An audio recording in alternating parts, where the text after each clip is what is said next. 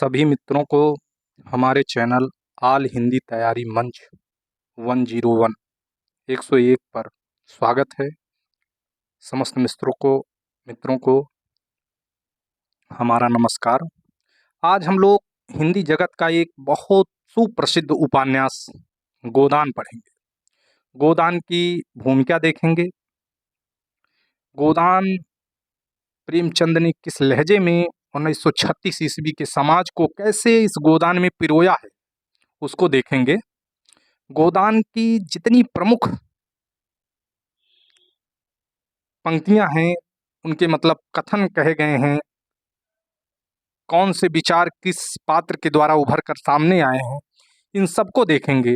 उनके उपन्यास देखेंगे, गोदान के प्रमुख पात्र देखेंगे, सारी चीज़ें देखेंगे और लास्ट तक वीडियो को देखिएगा मित्रों। अगर वीडियो अच्छा लगे तो लाइक करिएगा, शेयर करिएगा, सब्सक्राइब करिएगा। आइए शुरू करते हैं गोदान उपन्यास। गोदान 1936 प्रेमचंद द्वारा लिखित सुप्रसिद्ध उपन्यास है। प्रेमचंद के उपन्यासों में एक तरफ तो किसान जीवन का विशद चित्रण मिलता है।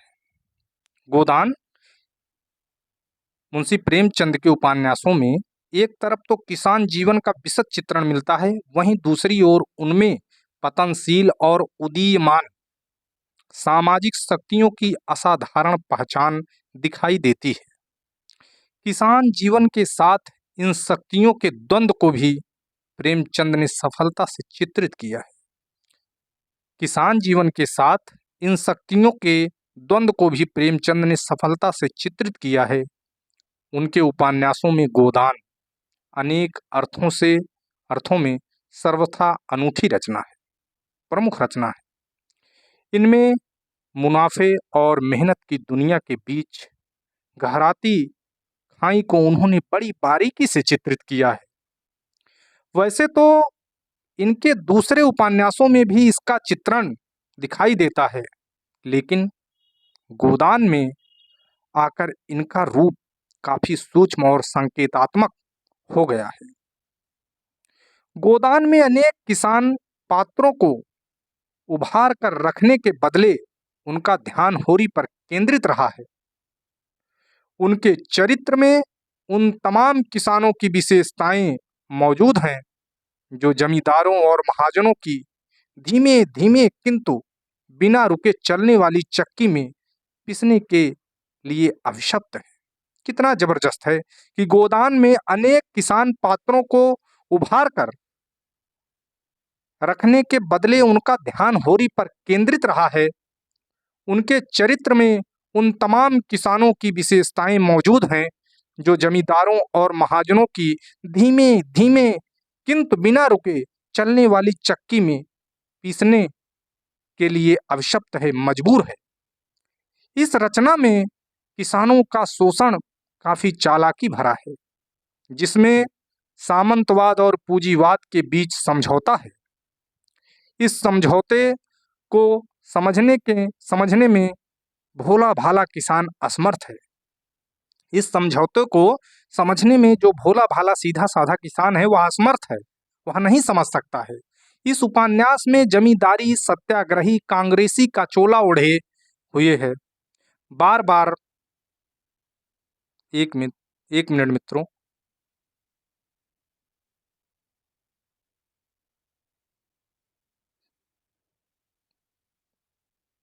बार बार पढ़ने के बाद भी इस रचना की ताजगी खत्म नहीं होती है। यह इसकी महानता है। जैसे आचार्य रामचंद्र शुक्ल के हिंदी साहित्य के इतिहास को जितनी बार पढ़ा जाए कुछ न कुछ नया मिलता है, वैसे गोदान उपन्यास को आप जितनी बार पढ़ेंगे उसमें उतनी ही रुचि आपकी बढ़ती जाएगी। आपको कुछ नए पात्र, नए विचारधाराएं उसमें जुड़ती जाएंगी, मिलती जाएंगी। तो वही कह रहे हैं कि बार बार पढ़ने के बाद भी इस रचना की ताजगी खत्म नहीं होती। यह इसकी महानता है। प्रेमचंद का जन्म 1980 ईस्वी में और मृत्यु 1936 ईस्वी में हुई थी। जन्म बनारस के निकट लमही गांव में हुआ था। इनके पिता का नाम धनपत राय था। ये उर्दू में नवाब राय के नाम से लिखते थे। प्रेमचंद पर कमल कुमार गोयनका ने स्वतंत्र रूप से लिखा है, किंतु सोजे वतन के जब्त हो जाने से ये प्रेमचंद नाम से लिखने लगे। जब इनका उर्दू का संग्रह, कहानी का उर्दू का संग्रह था सोजे वतन, जब उन्होंने ब्रिटिश सरकार ने उसको जब्त कर लिया, तब ये अपना नाम बदलकर अपना नाम प्रेमचंद नाम से हिंदी में लिखना शुरू कर दी। सोजे वतन कहानियों का संग्रह था जिसमें 5 कहानियां संकलित थी। आइए देख लेते हैं कौन कौन सी 5 कहानियां थी। दुनिया का सबसे अनमोल रतन, यह यूजीसी में लगी हुई कहानी है। यह मेरा वतन है, शेख मखमूर, सील ए मातम, शोक का पुरस्कार, इसके दुनिया व हुब्बे वतन, सांसारिक प्रेम और देश प्रेम। दुनिया का सबसे अनमोल रतन, जब आप कहानी पढ़ेंगे तो उसमें 2 पात्रों के ऊपर कहानी लिखी गई है, दिल फिगार और दिल फरेब, और गांव का शहर का नाम मिशोनाबाद। ये बहुत चर्चित कहानी है, दुनिया का सबसे अनमोल रतन। इसमें कितना बढ़िया दिखाया गया है, कहानी को आप लोग पढ़िएगा, और बहुत चर्चित भी है। प्रेमचंद नाम इन्हें जमाना अखबार के संपादक दया नारायण निगम ने 1910 ईस्वी में दिया था। मोस्ट है, नोट करिए। प्रेमचंद नाम इन्हें जमाना अखबार के संपादक दया नारायण निगम ने 1910 ईस्वी में दिया था। शरत चंद्र चट्टोपाध्याय ने इन्हें उपन्यास सम्राट की उपाधि दी थी। शरत चंद्र चट्टोपाध्याय ने ये आदर्शोन्मुखी यथार्थवादी उपन्यास लेखन का प्रवर्तन किए हैं। ठीक है। असरारे मुआविद प्रेमचंद का प्रथम उपन्यास है। प्रेमचंद का पौण हिंदी उपन्यास सेवा सदन है। प्रेमचंद का पौण हिंदी उपन्यास कौन सा है? सेवा सदन है, पूछा जाता है, नोट करिए।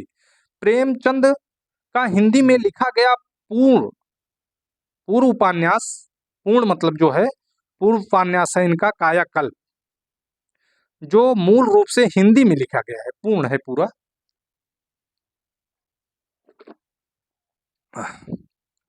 मित्रों, पूरा उपन्यास में बहुत मोस्ट कथन, बहुत चर्चित लेख को लाए हैं। पूरा वीडियो देखिए। गला खराब है उसके बावजूद भी आप लोगों के लिए वीडियो बना रहे हैं, शूट कर रहे हैं। तो प्रेमचंद का हिंदी में लिखा गया पूर्ण उपन्यास कायाकल्प है, जो मूल रूप से हिंदी में लिखा गया है। रामस्वरूप चतुर्वेदी ने कहा है कि गांधी और मार्क्स को जैसे प्रेमचंद ने फेंट कर मिला दिया है। 50 बार पूछा गया क्वेश्चन, तो नोट कर लीजिए कि रामस्वरूप चतुर्वेदी, हिंदी साहित्य और संवेदना का विकास, इनकी किताब का नाम है, बहुत चर्चित किताब है, व्यास सम्मान से सम्मानित भी है। वही रामस्वरूप चतुर्वेदी हैं, इलाहाबाद विश्वविद्यालय में प्रोफेसर भी रह चुके हैं हिंदी विभाग में। वही रामस्वरूप चतुर्वेदी हैं। गांधी और मार्क्स को जैसे प्रेमचंद ने फेंट कर मिला दिया है, ये उनका कथन है। रामविलास शर्मा कहते हैं कि यदि घोरी और मेहता के चरित्र को मिला दिया जाए तो प्रेमचंद का चरित्र उभर कर सामने आता है। जबरदस्त कथन है रामविलास शर्मा का कि यदि होरी और मेहता के चरित्र को मिला दिया जाए तो प्रेमचंद का चरित्र उभर कर सामने आता है। मित्रों, रामविलास शर्मा के नाम पर एक बातें और आ गई। डॉक्टर रामविलास शर्मा बहुत बड़े आलोचक हैं, और इन किसी भी परीक्षा में बैठिए जिसमें आलोचना अगर पाठ्यक्रम में है तो रामविलास शर्मा की आलोचना जरूर पढ़ के जाइएगा। उनका क्रम देख लीजिए, उनका सन देख लीजिएगा, कब प्रकाशित हुई हैं, इन चीज़ों को जरूर देख कर जाइएगा। ये मेरा 12 साल का अनुभव है कि लगभग क्वेश्चन रामविलास शर्मा से अधिकतर पूछा जाता है। बाकी हम 10 आलोचकों की प्रमुख आलोचनाएं हम आपको पढ़ाएंगे, जो हमको लगता है कि समस्त परीक्षाओं में लगभग उन्हीं से पूछ ली जाती हैं, और 2-4 आलोचनाएं अलग से हैं जो 1-1, 2-2 हैं, उनको भी बता देंगे। रामस्वरूप चतुर्वेदी हो गए, रामविलास शर्मा हो गए, हजारी प्रसाद द्विवेदी हो गए, रामचंद्र शुक्ल हो गए, डॉक्टर नगेंद्र हो गए, हाँ, और महावीर प्रसाद द्विवेदी हो गए।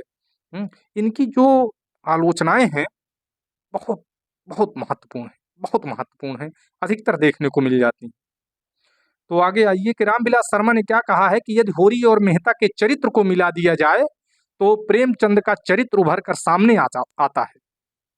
गोदान की मूल समस्या ऋण की समस्या है, ये भी रामविलास शर्मा ने ही कहा है। रामविलास शर्मा मेहता के लिए कहते हैं कि यह कुंवारा अध्यापक मेहता कौन? प्रोफेसर मेहता, दर्शन शास्त्र के प्रोफेसर रहते हैं। यह कुंवारा अध्यापक न मिस मालती जैसी लेडी डॉक्टरों को बख्शता है और न राय साहब जैसे रईसों को। वह उन बुद्धिजीवियों में से है जो जनता से प्रेम करता है, उनके शोषकों से घृणा करता है। उनकी सहानुभूति और घृणा अभी सक्रिय रूप नहीं लिया। ये रामविलास शर्मा का कथन है मेहता के लिए, मेहता के बारे में। ठीक है। नलिन बिलोचन शर्मा कहते हैं कि गोदान कृषि संस्कृत ना होकर करुण महाकाव्य है। नोट करते जाइए, नलिन बिलोचन शर्मा का कथन है कि गोदान कृषि संस्कृत ना होकर करुण महाकाव्य है। इसमें किसान जीवन की बदहाली को भी दिखाया गया है। किसान कैसे कितना संघर्ष करके लगान चुकाता रहता है और वो लगान से कभी मुक्त नहीं हो पाता है। तो इन सारी चीजों को दिखाया गया है। इसमें प्रमुख पात्र जो होरी और धनिया है, इनके माध्यम से बहुत सारे विचार सामने उभर कर आते हैं। इनके द्वारा प्रेमचंद ने बहुत बड़ी बड़ी बातें कह दी। और एक पात्र जो दर्शन शास्त्र के प्रोफेसर मेहता हैं, इनके द्वारा स्त्री विषयक जितनी भी विचारधाराएं उतलती हैं, लगभग लगभग उस सारी विचारधाराएं प्रोफेसर मेहता की रहती हैं। हाँ, आगे आइए देखिए कि प्रेमचंद द्वारा लिखित गोदान ग्राम जीवन और कृषि संस्कृत का महाकाव्य है। इसमें प्रगतिवाद, गांधीवाद, सामंतीवाद का पूर्व परिप्रेक्ष्य में चित्रण हुआ है। प्रेमचंद के गोदान में समानांतर रूप से चलने वाली दो कथाएं हैं, ग्राम जीवन और शहरी जीवन। एक इसमें ग्रामीण कथा होती है और दूसरी शहरी कथा होती है। ठीक है। आगे गोदान के नायक होरी हैं, जो एक किसान है। यह गांधी के रूप को प्रस्तुत कर रहा है, जो आजीवन संघर्ष, दुर्घर्ष संघर्ष के बावजूद एक गाय की आकांक्षा पूर्ण नहीं हो पाती है। पूरा उपन्यास इसी एक गाय से शुरुआत होती है। गोदान मुंशी प्रेमचंद का सबसे जबरदस्त उपन्यास है। इसमें होरी जीवन में एक गाय रखना चाहता है, एक गाय पालना चाहता है, उसकी इच्छा होती है और उसकी इच्छा अंत तक पूरी नहीं हो पाती है। यही इच्छा मन में दबाए हुए होरी इस दुनिया को छोड़ जाता है। उसको लू लग जाती है। अंत में इसको बताएंगे कहाँ उसका अंत होता है इस कहानी का, आपकी आंखें भर जाएंगी। गोदान के नायक होरी हैं, जो एक किसान है। यह गांधी के रूप को प्रस्तुत कर रहा है, जो आजीवन दुर्घर्ष संघर्ष के बावजूद एक गाय की आकांक्षा पूर्ण नहीं हो पाती। गोदान की मूल समस्या कृषक जीवन की समस्या है। कृषकों के शोषण के साथ जमींदारों के संयुक्त परिवार का विघटन, जात प्रथा का विघटन तथा विडंबना का चित्र प्रस्तुत है इस उपन्यास में। गोदान में होरी के गांव का नाम बेलारी है। बिल्कुल मोस्ट है, नोट करिए। होरी के गांव का नाम क्या है? बेलारी। इसी से सटा एक गांव सेमरी है, जो राय साहब का गांव है। राय साहब का नाम है अमरपाल सिंह। ठीक है, ये भी नोट कर लीजिए। इनका मुख्य नाम अमरपाल सिंह है, राय साहब को ही अमरपाल सिंह कहते हैं। इनके गांव का नाम सेमरी है। दोनों गांव का नाम याद कर लीजिएगा, उपन्यास में दोनों गांव आते हैं। बेलारी होरी का गांव होता है और सेमरी राय साहब का गांव होता है। दोनों के गांव में 5 मील का अंतर होता है। फिर नोट करिए, पूछा जा सकता है कि दोनों के गांव में कितनी दूरी है? 5 मील का, 5 मील की दूरी है। नोट करते जाइए परीक्षा की दृष्टि से, 3 क्वेश्चन बन रहा है। प्रेम होरी के गांव का नाम बेलारी, राय साहब के गांव का नाम सिमरी, और गांव से दोनों गांव की दूरी कितनी है? 5 मील। होरी के पास 5 बीघा जमीन है। नोट कर लीजिए, बहुत इंपॉर्टेंट है। कितनी बीघा जमीन है? 5 बीघा जमीन।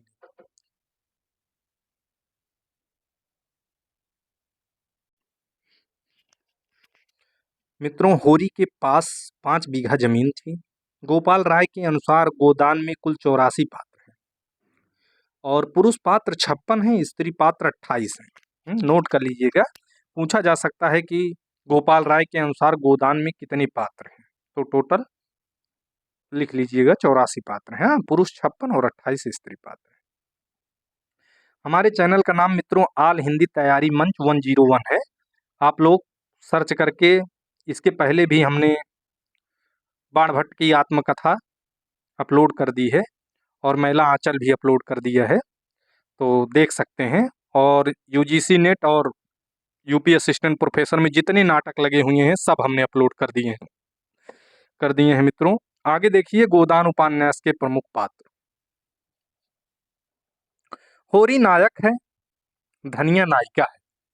गोबर होरी और धनिया का पुत्र है। सोना रूपा इनकी दो लड़कियां हैं। और हीरा और शोभा होरी के दो भाई हैं। सरोज एक पात्र है जो मालती की बहन रहती है। पंडित दाता दीन है और पटेश्वरी है। भोला है जो होरी को गाय देता है। और राय साहब हैं, डॉक्टर मेहता है।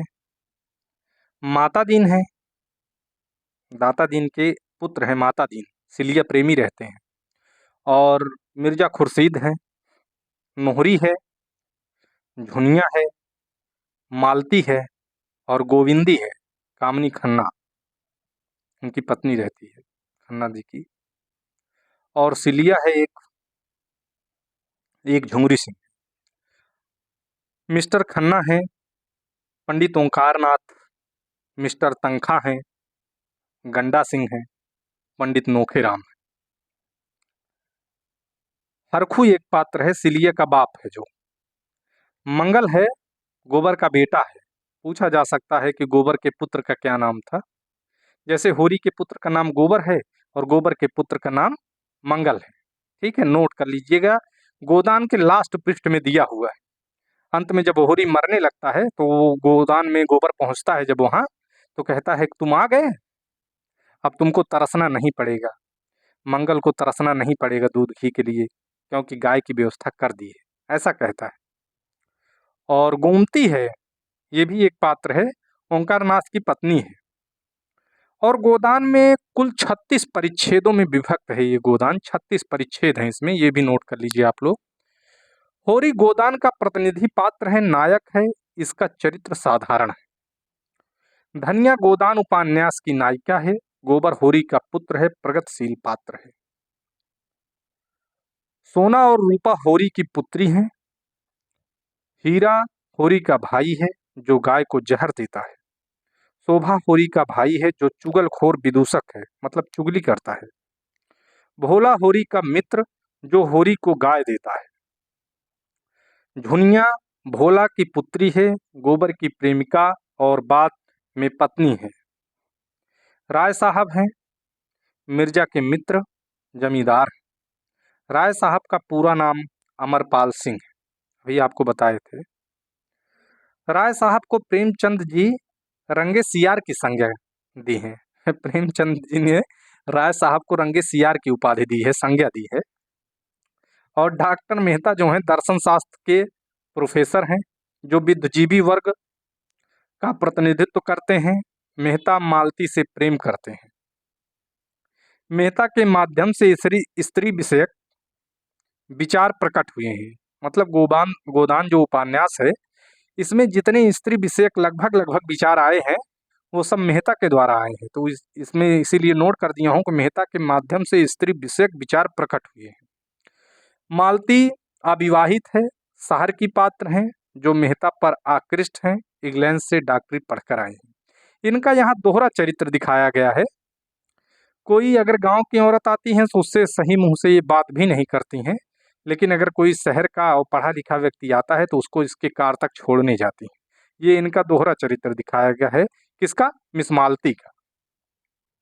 गोविंदी है मिस्टर खन्ना की पत्नी है। सिलिया है माता दीन की प्रेमिका, जात की निम्न है, छोटी जात की है। झिंगुरी सिंह है, गांव के महाजन हैं जो दो पत्नी रखे हुए हैं। मिस्टर खन्ना है, मिल के डायरेक्टर हैं, बैंक के मैनेजर हैं। पंडित ओंकार नाथ हैं, दैनिक पत्र संपादक, बिजली के संपादक रहते हैं। मिस्टर तंखा है, श्याम बिहारी तंखा इनका पूरा नाम है। तो तंखा है, ये वकील हैं पेशे से। सरोज अभी आपको बताया था कि मालती की बहन है। और मिर्जा खुर्शीद हैं, बहुत अच्छे पात्र हैं, इनका भी नाम आ सकता है कि गोबर इनके यहाँ नौकरी करता है। शहर में इनकी दुकान रहती है ना, तो गोबर इनके यहाँ जाकर नौकरी करता है। गंडा सिंह हैं, थानेदार हैं, रिश्वत क्रूर व्यक्ति हैं, मतलब रिश्वत लेने वाले व्यक्ति हैं। कौन? गंडा सिंह। पंडित दाता दीन है, होरी के गांव का दलित है, शोषक है। पंडित है मतलब शोषक है। पंडित कौन? दाता दीन, होरी के गांव का पंडित है और ये शोषक व्यक्ति हैं, दूसरे का शोषण करते हैं। और माता दीन है, दाता दीन के पुत्र हैं, सिलिया प्रेमी है, सिलिया से प्रेम करते हैं। पंडित नोखे राम है, जमींदार के कारकुन है, करिंदा है। पटेश्वरी, पटेश्वर या पटेश्वरी एक पात्र है, नोहरी है, भोला की दूसरी पत्नी है। आल हिंदी तैयारी मंच 101 चैनल है मित्रों, सब्सक्राइब करिए, लाइक करिए। आगे देखिए, आप लोगों का ज़्यादा समय नहीं ले रहा हूँ, जितना जल्दी हो रहा है आपको पढ़ा दे रहा हूँ। एक बार दो बार अगर इस वीडियो को आप देखते हैं, सुनते हैं तो आपको याद हो जाएगा। हाँ? गोदान की प्रमुख पंक्तियां एवं कथन। पुरुष में नारी के गुण आ जाते हैं तो वह महात्मा बन जाता है, पर नारी में पुरुष के गुण आ जाते हैं तो वह उल्टा बन जाती है। मेहता। गोदान उपन्यास में ये विचार मेहता के हैं। सोचिए, नारी के प्रति कितनी अच्छी भावना उनकी है, और नारी का गुण की बखान यहाँ पर करते हैं और पुरुष को नीचे दिखाते हैं। क्या कहते हैं कि पुरुष में अगर नारी के गुण आ जाते हैं तो वह महात्मा हो जाता है, महान बन जाता है, अगर नारी गुण आ जाए। पर नारी में अगर पुरुष के गुण आ जाते हैं तो वह उल्टा बन जाती है। इसलिए पुरुष के गुण नारियों में नहीं होना चाहिए भाई, मेहता जी के अनुसार। कुछ बातें तो उसमें ऐसी हैं कि अगर तुम में होती तो तुम सचमुच में देवी हो जाती। मेहता मालती से कहते हैं। ये कब कहते हैं जानते हैं? जब ये लोग जंगल में घूमने गए रहते हैं, मेहता और मालती। एक लड़की, जंगली लड़की होती है, जो इनको पक्षी मारकर बनाकर उसका रसेदार सालन खिलाती है। उसके लिए कहते हैं, जब जाने लगते हैं तो फिर मालती से बाद में कहते हैं कि कुछ बातें तो उसमें ऐसी हैं कि अगर तुम में होती तो तुम सचमुच में देवी हो जाती। मेहता मालती से कहते हैं। मित्रों, 4 दिन 3 दिन में मैंने इस उपन्यास को पढ़ा है। फिर से कम हम इस उपन्यास को 5 से 7 बार आज तक पढ़ चुके हैं। फिर से पढ़ा है, सारी चीज़ों को नोट किया है, फिर आपके सामने इस वीडियो को बना रहे हैं। अगर इसके बाद भी कहीं गलती हो जाए, कुछ क्षमा हो, कुछ गड़बड़ी हो जाए तो क्षमा करिएगा और कमेंट में ज़रूर बताइएगा। हाँ मित्रों, चैनल को महीप चौरसिया नाम से भी आप सर्च कर सकते हैं। हाँ, आगे देखिए, प्रेम जब आत्मसमर्पण का रूप लेता है तब ब्याह है, उसके पहले यासी है। सच बात है, प्रेम आजकल लोग बहुत करते हैं। वही मेहता कह रहे हैं कि प्रेम जब आत्मसमर्पण का रूप ले लेता है, जब समर्पित हो जाए उसके प्रति, विवाह कर ले, तब तो वो प्रेम है, नहीं तो वो यासी है, खाली मौज मस्ती है। ये भी मेहता का कथन है। मेहता इसमें उनके अधिकतर कथन उन्हीं के हैं। और महाराज लास्ट में धनिया, जब उनके पति की मृत्यु हो जाती है, मतलब मरने वाले रहते हैं, गोदान की बात आती है, तो धनिया यही कथन कहती है कि महाराज, ना घर में गाय है, ना बछिया है, ना पैसा, यही पैसा है, यही इनका गोदान है। 20 आने पैसे देती है धनिया। किसको? दाता दीन को। ठीक है, तो 20 आने पैसा देकर पछाड़ मारकर गिर जाती है। ठीक, आगे देखिए, ये बार बार पूछा गया क्वेश्चन है कि महाराज, ना घर में गाय है, ना बछिया है, ना पैसा है, यही पैसा है, यही इनका गोदान है। 20 आने पैसे देती है धनिया। स्त्री पुरुष से उतनी ही श्रेष्ठ है जितना प्रकाश अंधेरे से। फिर आ गए मेहता जी। स्त्री पुरुष से उतनी ही श्रेष्ठ है जितना प्रकाश अंधेरे से। सोचिए। और यहाँ झुनिया का एक कथन है जबरदस्त। झुनिया कौन है? गोबर की प्रेमिका रहती है, बाद में विवाह कर लेते हैं झुनिया, भोला की पुत्री है। तो कहते हैं, भिक्षुक जब तक 10 द्वारे पर ना जाए तब तक उसका पेट नहीं भरता है। झुनिया का कथन है। झुनिया कहती है कि भिक्षुक जब तक 10 द्वारे पर ना जाए तब तक उसका पेट नहीं भरता है। झुनिया। यह गृहस्थी भी जी का जंजाल है।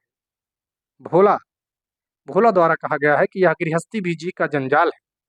किसान पक्का स्वार्थी होता है, उसमें संदेह नहीं। ये गोदान कह रहा है। उसकी गांठ से रिश्वत के पैसे बड़ी मुश्किल से निकलते हैं। गोदान प्रेमचंद कह रहे हैं। जब दूसरों के पांव तले अपनी गर्दन दबी हो तो उसे सहलाने में ही कुशलता है या कुशल है, ये होरी कहता है। गोदान के दूसरे पेज में इस बात को कहे हैं होरी जब जाने लगते हैं कि जब दूसरों के पांव तले अपनी गर्दन दबी हो तो उसे सहलाने में ही कुशल है होरी। और सिंह का काम तो शिकार करना है। अगर वह गरजने और गुर्राने के बदले मीठी बोली बोल सकता तो उसे घर बैठे मनमाना शिकार मिल जाता, तो शिकार की खोज में जंगल में भटकना ना पड़ता।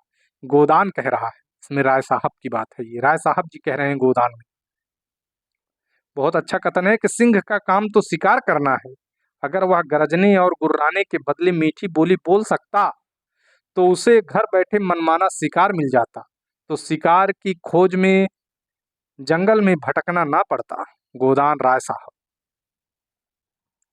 मेहता कहते हैं कि प्रेम सीधी साधी गौ नहीं है, गाय नहीं है जो अपने शिकार पर किसी की आंख नहीं गड़ने देता, किसी की आंख भी गड़ने दे। बताइए, मेहता जी का कथन है ये। और गोदान में होरी सोच रहा है कि कर्ज वह मेहमान है जो एक बार आकर जाने का नाम नहीं लेता है। गोदान होरी सोच रहा है, ये प्रेमचंद जी सोच रहे हैं कि कर्ज वह मेहमान है जो एक बार आकर जाने का नाम नहीं लेता है। आगे है कि मेरे जहन में औरत त्याग और वफा की मूर्ति है। फिर मेहता आ गए। स्त्रियों से संबंधित जितने भी विचार गोदान में आए हैं, बार बार कह रहा हूं, लगभग सारे विचार वो प्रेमचंद ने मेहता के माध्यम से ही कहलवाए हैं, उन्हीं के द्वारा व्यक्त किए हैं कि मेरे जहन में औरत त्याग और वफा की मूर्ति है। मेहता, अपना सोना खोटा तो सुनार का क्या दोष, होरी गोबर के लिए कहता है। जो अपना जान खपाते हैं उनका हक उन लोगों से ज्यादा है जो केवल रुपया लगाते हैं। मेहता, वह ज्ञान जो मानवता को पीस डाले वह ज्ञान नहीं कोल्हू है। मेहता, वह ज्ञान जो मानवता को पीस डाले वह ज्ञान नहीं कोल्हू है। मेहता, मालती बाहर से तितली है और भीतर से मधुमक्खी है। गोदान प्रेमचंद जी कहते हैं, मालती के चरित्र को दिखा रहे हैं कि मालती बाहर से तितली है और भीतर से मधुमक्खी है। गोदान, आदमी का बहुत सीधा होना भी बुरा है, उसके सीधेपन का फल यही होता है कि कुत्ते भी मुंह चाटने लगते हैं। धनिया का कथन है, जबरदस्त कथन है कि आदमी का बहुत सीधा होना भी बुरा है, उसके सीधेपन का फल यही होता है कि कुत्ते भी मुंह चाटने लगते हैं। धनिया। ऑल हिंदी तैयारी मंच 101 के माध्यम से आप लोग गोदान पढ़ रहे हैं। आगे देखिए कि जिस तरह मर्द के मर जाने से औरत अनाथ हो जाती है, उसी तरह औरत के मर जाने से मर्द के हाथ पांव टूट जाते हैं। भोला का कथन है, बहुत जबरदस्त कथन है। सभी ये जितने भी कथन इन पात्रों के द्वारा उभरे हैं, इन सबको नोट करते जाइए आप लोग। एक बार दो बार पढ़िए, याद हो जाएगा। और चैनल को सब्सक्राइब कर दीजिए, लाइक कर दीजिए। मित्रों, विपन्नता के इस अथाह सागर में सुहाग ही वह तृण था, तृण माने तिनका था, जिसे पकड़े हुए वह सागर को पार कर रही थी। गोदान। गोदान में ये बात धनिया के लिए कहा जा रहा है। जब धनिया और होरी की बातचीत होती है और होरी कुछ ऐसी बातें कह देता है और धनिया उसका मुंह टकाटक देखते रह जाती है, तब यही बात प्रेमचंद कहते हैं कि विपन्नता के इस अथाह सागर में सुहाग ही वह तृण था, वह तिनका था, जिसे पकड़े हुए वह सागर को पार कर रही थी। गोदान। दौलत के पुजारी तो गली गली मिलेंगे, मैं सिद्धांत के पुजारियों में हूं। ओंकारनाथ का कथन है, इसको भी नोट डाउन कर लीजिए आप लोग। इसीलिए कि मैं समझता हूं मुक्त भोग आत्मा के विकास में बाधक नहीं होता। विवाह तो आत्मा को और जीवन को पिंजरे में बंद कर देता है। मेहता। इसीलिए कि मैं समझता हूं मुक्त भोग आत्मा के विकास में बाधक नहीं होता। विवाह तो आत्मा को और जीवन को पिंजरे में बंद कर देता है। मेहता। विवाह को मैं सामाजिक समझौता समझता हूं और उसे तोड़ने का अधिकार ना पुरुष को है ना स्त्री को। समझौता करने के पहले आप स्वाधीन हैं, अर्थात स्वतंत्र हैं। समझौता हो जाने के बाद आपके हाथ कट जाते हैं। मेहता। बहुत शानदार कथन है मेहता का। मित्रों, लास्ट में गोदान उपन्यास यहीं पर अंत होता है और कई आवाजें आई, हाँ गोदान करा दो, अब यही समय है। धनिया यंत्र की भांति उठी। आज जो सुतली बेची थी, मतलब उसने सुतली बेची थी 20 आने पैसे का, देखिए उसका जिक्र हो रहा है, सुतली बेची थी, उसके 20 आने पैसे लाई और पति के ठंडे हाथ पर रखकर सामने खड़े दाता दीन से बोली, महाराज घर में ना गाय है, ना बछिया, ना पैसा, यही पैसा है, यही इनका गोदान है, और पछाड़ खाकर गिर जाती है। और गोदान उपन्यास का यहीं पर अंत हो जाता है। देखिए कितना करुण अंत होता है गोदान का। पूरा जीवन संघर्ष करती है, लगान भरती है, लेकिन इसमें एक चीज और भी देखने को मिलती है कि गोदान उपन्यास में होरी जो है कभी हताश नहीं होता है। पुत्र होता है, कर्जा लेता है, विवाह भाग के कर लेता है, तब भी जो उसके ऊपर समाज के द्वारा लगान लगाया जाता है, जो टैक्स मतलब जो जुर्माना लगाया जाता है उसको भी भरता है। सब चीज कुड़ुक हो जाने पर भी वह दुखी नहीं होता है, सब चीज को धूमधाम